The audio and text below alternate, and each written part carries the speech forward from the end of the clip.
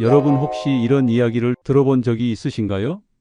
건강검진은 매년 빠짐없이 받아야 한다. 미리미리 조기 발견만 하면 된다. 그런데 70대 이후에는 오히려 불필요한 검사가 건강을 해칠 수 있다는 사실 알고 계셨나요? 실제로 미국 노년의학회의 최신 연구에 따르면 75세 이상 노인의 경우 불필요한 건강검진으로 인한 과잉 진단이 삶의 질을 30%까지 저하시킬 수 있다고 합니다. 얼마 전 실제로 82세 김 할머니는 이 문제로 불필요한 시술을 받고 심각한 합병증을 겪으셨습니다. 아무런 증상도 없었지만 건강검진에서 발견된 작은 이상으로 여러 검사를 받으셨고 결국 그 과정에서 염증으로 이어져 큰 고통을 겪으셨습니다. 또 제 지인 78세 박 할아버지는 매년 건강검진을 받습니다. 아무 증상도 없었지만 정기 건강검진에서 전립선 수치가 약간 높게 나왔습니다. 의사는 즉시 조직 검사를 권했고 그 과정에서 감염이 생겨 한 달간 병원 신세를 지셨습니다. 나중에 알고 보니 그 정도 수치는 노년기에 자연스러운 변화였다고 합니다. 이런 과도한 검사는 자연스러운 변화까지 질병으로 진단해 불필요한 치료를 받게 만듭니다. 이로 인해 오히려 치료 과정의 합병증과 약물 부작용과 경제적 부담, 그리고 무엇보다 심각한 정신적 스트레스를 겪게 됩니다. 특히 70대 이후에는 과도한 건강검진이 수명을 단축시킬 수도 있습니다. 그래서 오늘은 제가 70대 이후 건강검진이 오히려 수명을 단축시킬 수 있는 진짜 이유 5가지와 불필요한 검사 대신 관리해야 할 5가지에 대해 차근차근 말씀드리겠습니다. 사실 검사들은 필요한 경우에만 선택적으로 받는다면 불필요한 치료와 스트레스를 막고 오히려 더 건강하고 행복한 노년을 보내실 수 있습니다. 이 영상이 여러분과 가족의 건강을 위해 공유 한 번씩 부탁드립니다. 그리고 좋아요와 구독, 알림 설정을 해주시면 여러분의 노후에 꼭 필요한 정보를 가장 빠르게 만나보실 수 있습니다. 제가 의사로 일하고 있어서 그런지 주변 친구들은 건강 문제만 생기면 종종 저를 찾곤 합니다. 그런데 얼마 전 동창회에서 영희 모습을 보고 정말 깜짝 놀랐습니다. 평소에 어떻게 75살이 저렇게 정정할 수 있지 생각할 정도로 건강하던 친구였거든요. 이번에 만났을 땐 몰라보게 헬쑥해져 있었습니다. 영희야, 안색이 너무 안 좋아 보이네. 무슨 일이 있었느냐고 물으니 영희가 한숨을 쉬며 말했습니다. 문제없이 잘 지내고 있었는데 건강검진 때문에 자칫하면 병원만 오가는 신세가 될 뻔했다고 하더군요. 이제는 필요한 검사만 받고 하고 싶은 것도 하면서 남은 시간을 행복하게 보내겠다고 했습니다. 저는 의사이기도 하지만 오랜 친구로서 영희가 왜 이렇게까지 힘들어졌나 궁금했습니다. 사실 영희는 원래 특별한 질환 없이도 날씨만 좋으면 동네 공원을 산책하고 손주들과 놀러 다니는 게 큰 낙이었습니다. 그런데 가족들과 주변 지인들이 나이 들면 매년 건강검진을 꼭 받아야 한다고 계속 권유했고 영희도 아무 이상 없다는 걸 확인하면 마음이 편하겠지라는 생각에 매년 꼬박꼬박 검사를 받았습니다. 문제는 올해 건강검진 결과였습니다. 갑상선에 혹이 보인다는 얘기를 듣고 덜컥 겁이 나서 의사가 권유하는 대로 추가 조직 검사와 새침 흡인 검사까지 받게 되었습니다. 증상도 전혀 없었는데 혹시 암이면 하는 불안감에 밤잠을 설치고 혹 떼어내야 하는 건 아닌지 계속 고민만 하게 되었다고 합니다. 검사 결과가 아주 명확하지 않다 보니 의사는 조금이라도 의심되는 부분이 있으니 아예 제거해 보는 게 어떻겠느냐고 권유했습니다. 영희는 더욱 걱정이 커져서 조금이라도 위험하다면 빨리 수술해야지라는 마음으로 결국 수술 일정까지 잡았습니다. 그런데 막상 수술 전 입원을 해보니 노인 환자에게 전신마취와 갑상선 수술이 얼마나 큰 부담인지 뒤늦게 깨달았다고 합니다. 수술 후 합병증 위험도 상당하고 갑상선 기능이 떨어질 경우 평생 호르몬 약을 먹어야 할 수 있다는 설명을 듣고 정신이 번쩍 들었다고 합니다. 게다가 추가 정밀검사에서 이 결절은 악성이라고 보기 어렵다는 주치의의 의견이 나오니 영희는 도대체 왜 수술 직전까지 왔나 싶어 마음이 복잡해졌습니다. 이미 여기까지 오느라 겪은 스트레스와 고생도 만만치 않았습니다. 새침 흡인 검사 과정에서 목 부위 출혈이 생겨 며칠이나 입원해야 했습니다. 그동안 가족들은 불안해하고 영희는 인터넷을 뒤져가며 혹 관련 정보를 찾아보느라 밤낮으로 전전긍긍했습니다. 결국 영희는 수술을 취소했습니다. 하지만 여러 차례 검사와 검사 후유증으로 몸이 기운을 잃었고 다른 곳에서 또 혹이 발견되면 어떡하나 하는 걱정까지 생겼다고 합니다. 예전엔 손주들과 놀러 다니는 게 당연하던 사람이 이제는 병원비와 검사 등으로 인한 스트레스로 일상이 즐겁지 않아졌다고 합니다. 그래도 다행히 주치의와 충분히 상의한 끝에 내 나이에 맞춰 꼭 필요한 검사만 하자. 갑자기 증상이 생기면 그때 필요한 검사를 하면 되지 않겠나라는 결론에 도달했다고 합니다. 영희도 나이 70이 넘었는데 혹시 모를 작은 암까지 싹 다 잡겠다고 이 몸 저 몸 뒤집으며 검사만 하다 보면 정작 좋은 날들이 다 가버린다며 씁쓸하게 웃었습니다. 제가 의사 입장에서 보더라도 70대 이후에는 무조건적인 조기 발견이 오히려 해가 될 수 있다고 생각합니다. 검사 자체에 대한 부담과 가성 양성 판정으로 인한 불필요한 추가 검사 그리고 그 과정에서 겪는 정신적, 육체적 스트레스 등 영희가 직접 겪어보니 이제야 비로소 과잉 진단이 더 문제라는 걸 실감한 것입니다. 이렇게 꼭 하지 않아도 될 검사를 하면 안 했을 때보다 못한 경우가 적지 않습니다. 그래서 지금부터 불필요한 검진을 하면 생기는 문제점 5가지와 70 이후 건강검진 대신 똑똑하게 관리하는 5가지 방법을 알려드리겠습니다. 오늘 영상 끝까지 집중하셔서 불필요한 검사를 줄이시고 나에게 꼭 필요한 검사만 잘 골라 받으실 수 있길 바랍니다. 먼저 불필요한 검진이 부르는 큰 문제점 5가지를 말씀드리겠습니다. 첫째, 자연스러운 노화 현상을 질병으로 오진단하면 스트레스로 이어질 수 있습니다. 나이가 들수록 몸에는 여러 변화가 생기는데 이런 자연스러운 노화 현상까지 질병으로 오진단하는 경우가 매우 많습니다. 영희 역시 갑상선 결절이 노화로 인해 자연스레 생긴 변화일 가능성도 컸는데 혹시 암이면 어떡하나 하는 불안감에 덜컥 추가 검사와 수술까지 고민하게 되었습니다. 사실 나이가 들면 젊은 사람 기준으로 보면 비정상 같아 보여도 노년층에는 자연스럽거나 오히려 유익한 수치 변화도 있습니다. 그런데 이 차이를 간과하면 쓸데없이 병원을 자주 드나들며 정신적 육체적 부담만 커지게 됩니다. 이렇게 과도한 검사는 자연스러운 변화까지 질병으로 진단해 불필요한 치료를 받게 만듭니다. 이로 인해 오히려 치료 과정에 합병증과 약물 부작용과 경제적 부담, 그리고 무엇보다 심각한 정신적 스트레스를 겪게 됩니다. 의학적으로 볼 때 스트레스 호르몬인 코르티솔이 장기간 높게 유지되면 면역 기능이 30%까지 저하될 수 있습니다.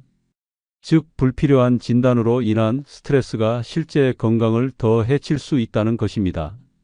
증상 없이 발견된 작은 이상 소견에 대해서는 의사와 충분히 상담하시고 이것이 실제로 내 삶의 질을 개선하는 데 필요한 검사인지 꼭 물어보시기 바랍니다. 둘째, 노년기 특성을 무시한 일반적인 검사 기준은 해로울 수 있습니다. 70 이후 노년기에는 보통 당뇨 한 가지 질환만 있는 게 아니라 당뇨와 고혈압, 신장질환 등 중복질환을 갖고 있는 경우가 많습니다. 이러한 동반 질환은 검사를 받는 과정에서 합병증 위험을 높이거나 검사 후 회복을 더디게 만듭니다. 젊은 성인을 기준으로 잡힌 검사 지침은 마취와 시술을 안전하게 견딜 수 있다는 전제하에 설정된 것이 많지만 고령층에게 적용하면 그 부담과 위험이 훨씬 크게 다가옵니다. 20대, 30대와 60대, 70대의 의학 지침은 나이나 건강 상태에 따라 크게 달라집니다. 하지만 모든 암은 조기 발견이 최선이라는 인식이 강해 고령층에게도 무조건 권장되는 경우가 많습니다.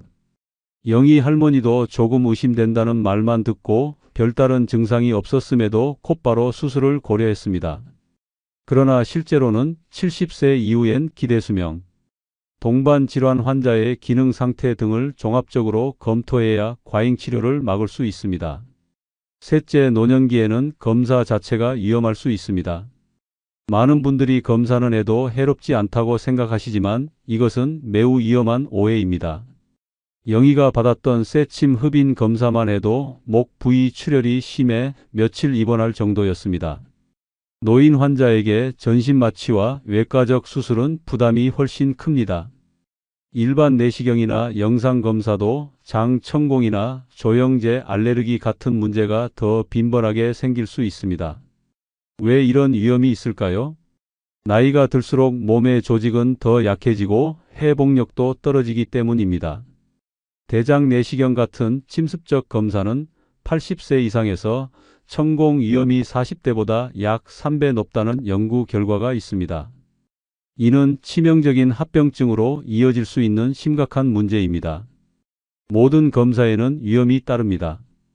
특히 침습적 검사나 방사선 노출 조영제 사용 검사는 꼭 필요한 경우에만 선택적으로 받으시는 것이 좋습니다. 증상이 없거나 경미한 경우 의사와 상담하여 정말 필요한 검사인지 신중하게 결정하시기 바랍니다. 넷째, 가성 양성 결과로 인한 재검 추가 검사가 몸과 마음을 피폐하게 만듭니다. 애매한 검사 결과가 나오면 사람은 불안을 떨치기 어렵습니다. 그러면 또 다른 검사나 시술로 이어지고 그 과정에서 몸이 지치고 심리적 스트레스가 급격히 증가합니다. 예컨대 유방암 검진에서 가성 양성 판정률이 상당하다는 미국 국립암연구소 보고도 있는데 가성 양성이 나오면 대부분 재검을 받고 일부는 추가 조직 검사까지 진행합니다. 이 과정에서 침습적 시술이나 입원 방사선 노출 등으로 인해 신체적 부담이 커집니다. 심리적으로도 혹시 암이 아닐까 하는 불안이 해소되지 않아 극심한 스트레스와 우울감으로 이어질 수 있습니다. 실제로 의학 연구에서는 가성 양성 판정을 받은 환자들이 이후 일정 기간 동안 암 진단에 준하는 수준의 심리적 고통을 호소한다고 보고하기도 합니다. 영희처럼 암일 수도 있다는 막연한 걱정이 커지면 인터넷에서 무서운 정보를 접하거나 밤잠을 설치는 등 정신적 피로가 가중됩니다. 그 결과 실제로 질환이 없더라도 검사 치료 과정에서 체력이 소진되고 향후 건강 상태까지 악영향을 받을 수 있습니다. 다섯째, 남은 수명과 삶의 질을 고려하지 않은 조기 발견은 오히려 함정이 될 수 있습니다.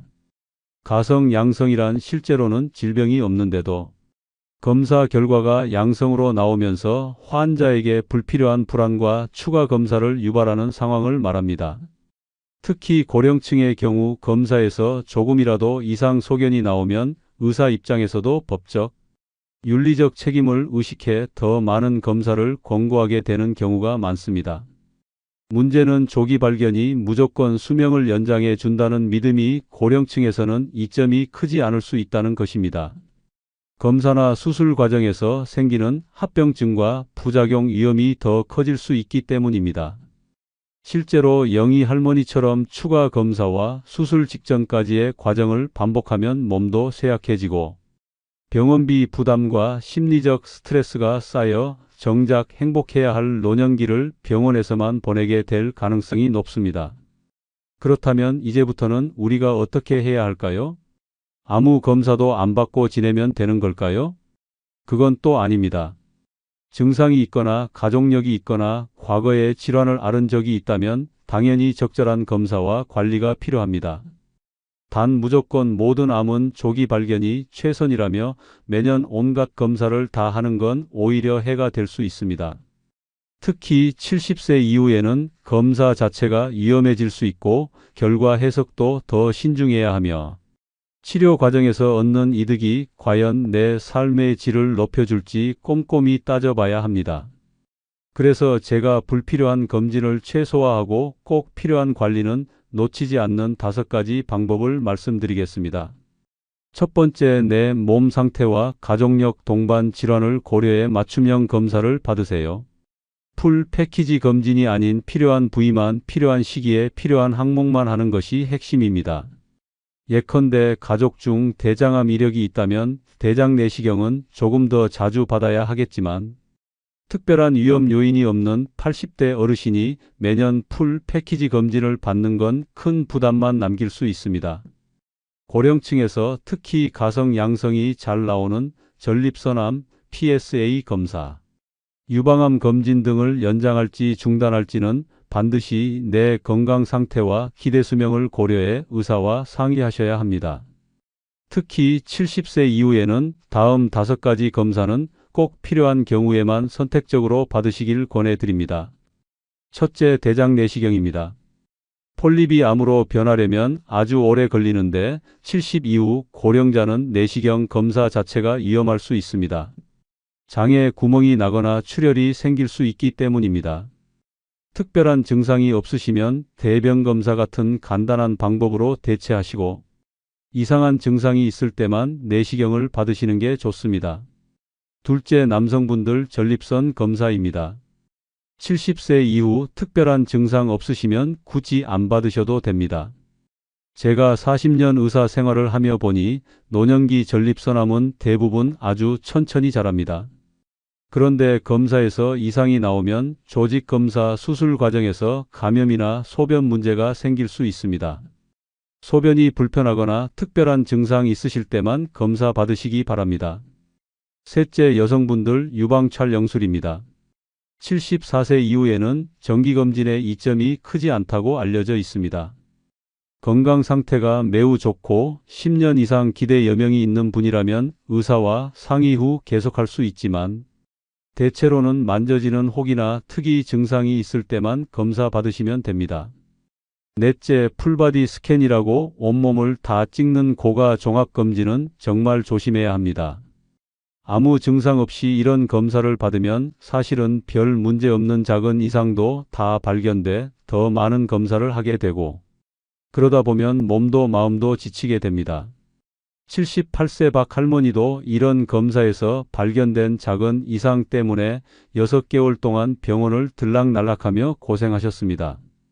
결국 아무 문제 없다고 판명됐지만 그동안 겪은 스트레스는 이루 말할 수 없었습니다. 다섯째, 콜레스테롤 약도 75세나 80세를 넘어서 새로 시작하는 건 신중하게 생각하셔야 합니다. 이 약이 노인분들께는 근육통이나 피로감 같은 부작용을 더 심하게 일으킬 수 있습니다. 그러면 활동량이 줄어 오히려 건강이 나빠질 수 있습니다. 82세 김 할아버지는 콜레스테롤 약을 먹기 시작하고 근육통이 심해 매일 하던 산책도 못하게 되셨고 오히려 건강이 더 나빠지셨습니다. 이 5가지 검사는 꼭 필요할 때만 주치의와 충분히 상담하신 후에 받으시는 게 좋습니다. 검사를 많이 한다고 건강해지는 게 아니라 나에게 정말 필요한 검사만 현명하게 선택하는 것이 진짜 건강 비결이라는 사실을 잊지 마시기 바랍니다. 두 번째, 가까운 동네 의사와 꼭 상의하세요. 종합검진센터에서 두꺼운 결과지를 받아들고 혼자 확인하기엔 부담이 큽니다. 솔직히 그 많은 숫자와 그래프를 환자분들이 해석하기는 정말 어렵습니다. 87세 박 할머니는 매년 큰 병원 종합검진을 받으셨는데 결과지에 콜레스테롤 수치, 경계간 수치 약간 상승 같은 소견이 있을 때마다 인터넷을 찾아보며 걱정하셨다고 합니다. 심지어 한 번은 폐 미세 결절 소견 때문에 암이 아닐까 생각해 밤잠을 설치기도 하셨습니다. 그런데 어느 날 동네 가정의학과 선생님과 상담하니 어르신 나이에는 자연스러운 현상이니 너무 걱정하지 말라고 설명해 주셨다고 합니다. 평소 여러분의 건강 상태를 잘 알고 있는 동네 병원 의사나 가정의학과 주치의를 한 분 정해 두시는 게 중요합니다. 검진 전에는 제 나이에 어떤 검사가 꼭 필요하고 어떤 검사는 굳이 안 해도 되는지 물어보시기 바랍니다. 검진 결과가 나오면 작년보다 달라진 점이 있는지, 이 수치가 높아진 이유는 뭔지, 추가 검사가 정말 필요한지 등을 편하게 물을 수 있고 꼼꼼하게 확인받을 수 있습니다. 예를 들어 과체중 지방간 같은 소견은 흔히 볼 수 있지만 꼭 큰 병원에 입원해 치료할 정도는 아닐 수 있습니다. 주치의는 이런 부분을 자세히 설명해주고 생활 습관 개선 등 실질적인 도움을 줍니다. 이렇게 주치의가 있으면 불필요한 검사를 끊을 수 있고 필요한 검사와 치료를 적절히 연결해 주기 때문에 훨씬 효율적입니다. 세 번째, 건강검진보다 더 중요한 일상 습관 관리입니다. 사실 가장 확실한 건강관리법은 운동, 식습관, 수면, 스트레스 조절 같은 일상 습관 개선입니다. 주변을 보면 건강검진을 자주 받는 분보다 꾸준히 걷고 잘 드시는 분들이 훨씬 건강하게 사십니다. 70대 이후엔 가벼운 유산소 운동, 걷기, 가벼운 등산, 수영, 스트레칭 등이 무리 없이 효과적입니다. 근력 보강에 도움이 될 만한 운동도 전문가와 상의해 보시기 바랍니다. 하루 20분에서 30분만 꾸준히 걸어도 심혈관 건강이 크게 좋아진다는 연구 결과가 있습니다. 또 충분한 수면은 면역력을 높이고 식습관 역시 과식이나 야식을 피하고 영양 균형에 집중하는 것이 좋습니다. 단백질과 채소를 골고루 드시고 물도 하루 6잔에서 8잔 정도는 꼭 드시기 바랍니다. 게다가 나이가 들수록 사회적 교류가 매우 중요합니다. 동네 모임, 합창단, 자원봉사 등에 참여해 몸과 마음을 함께 움직이면 고립감을 줄이고 뇌 기능 유지에도 도움이 됩니다. 82세 정할머니는 주 2회 노인대학에서 친구들과 공부하시는데 그것만으로도 기억력이 좋아졌다고 하셨습니다. 이런 습관들이 검사로 찾을 수 없는 진짜 건강을 만들어줍니다. 자꾸 검사에서 무언가 찾아내기보다 스스로 몸을 돌보는 생활 방식이 훨씬 중요하다는 뜻입니다. 검사 결과에 일희일비하기보다 오늘 얼마나 웃고 걸었는지가 더 중요합니다. 네 번째, 혹시나 하는 불안에 휩쓸리지 말고 증상이 있으면 그때 진단 목적의 검사를 받으세요. 노화로 인한 작은 변화나 수치 이상을 전부 질병으로 보지 마시기 바랍니다. 전립선 수치가 살짝 높다거나 갑상선에 작은 혹이 보이는 경우도 증상이 없다면 급하게 침습적 검사나 수술로 달려가지 않는 게 좋습니다. 75세 이상이면 전립선 수치가 약간 높아지는 건 자연스러운 현상이고 갑상선 결절도 노년층에서는 흔합니다. 진짜 문제가 있다면 몸이 통증, 출혈, 체중 감소, 호흡 곤란 같은 신호를 보냅니다. 그런 증상이 생기면 그때 필요한 검사를 해도 늦지 않습니다. 몸은 정말 영리해서 문제가 있으면 꼭 신호를 보내니까요. 79세 박 할아버지는 건강검진에서 폐에 작은 음영이 발견되어 3개월간 추가 검사를 받으셨는데 결국 아무 문제 없었습니다. 하지만 그 과정에서 겪은 불안과 스트레스가 오히려 건강을 해쳤다고 합니다. 건강검진은 나쁜 것을 미리 발견하는 도구가 아니라 필요한 치료나 관리의 출발점이 되어야 합니다. 증상도 없는데 검사 결과가 애매하면 다른 의사 의견도 들어보고 신중하게 결정하시기 바랍니다.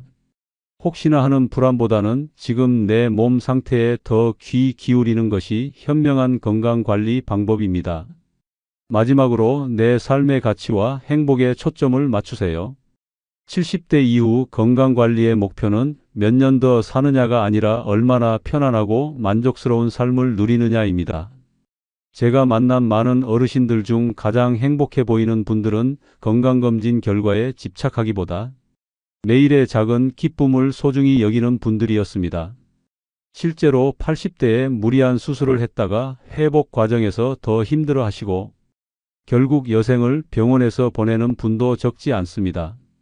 83세 김 할머니는 초기 대장암 수술 후 합병증으로 6개월을 병원에서 지내셨는데 나중에는 큰 통증 없이 자연스럽게 살다 갔으면 더 좋았겠다고 말씀하셨습니다.